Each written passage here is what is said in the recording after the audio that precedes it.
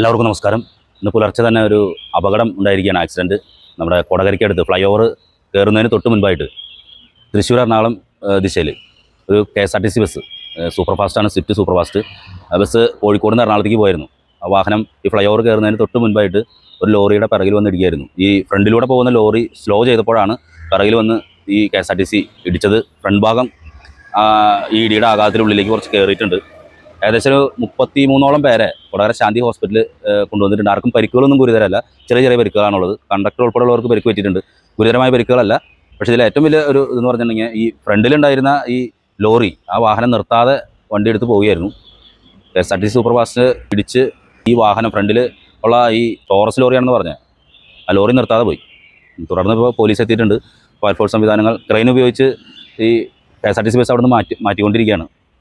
ഗതാഗതം കുറച്ച് സമയത്തേക്കൊന്ന് തടസ്സപ്പെട്ടിട്ടുണ്ട്, പക്ഷേ കുഴപ്പമില്ല.